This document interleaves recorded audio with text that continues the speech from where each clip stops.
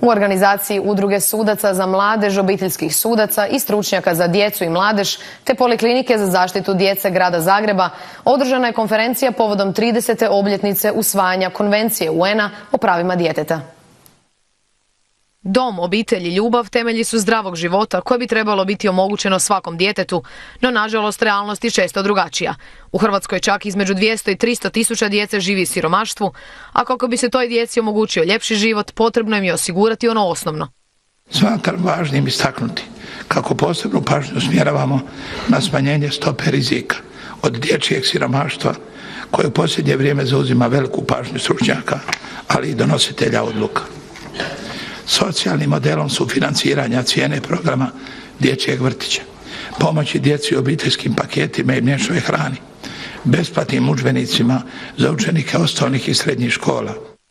Tu je i sufinanciranje prehrane u osnovnim školama, novčana pomoć za opremu novorođene djece i brojne druge mjere kojima Grad Zagreb olakšava i djeci i roditeljima.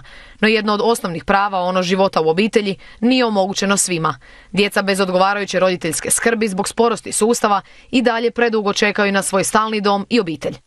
Posebno ističem da nismo i ne možemo biti zadovoljni s mogućnostima posvajanja i udomljavanja djece, na što nas upozoravaju ne samo statistike usvojene djece s obzirom na broj zahtjeva, već prije svega i iskustvo naših voditelja domova za nezbrinutu djecu, upozoravajući na sve manjkavosti procedura koje otežavaju ono što je najvažnije za dijete, njegovo uključivanje u obiteljski život, a što kraći boravak u institucijama.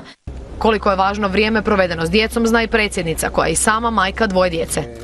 Ali ono što uvijek kažem, nije bitan kvantitet, količina vremena koje provedete sa djecom. Mislim, naravno bitno je, ali nije toliko bitno koliko je bitna ta kvaliteta, da kad smo s njima, da smo doista s njima, da smo prisutni i da radimo, da im prenosimo, da ih tretiramo upravo tako kao ravnima sebi, da sudjeluju u donošenju svih obiteljskih odluka.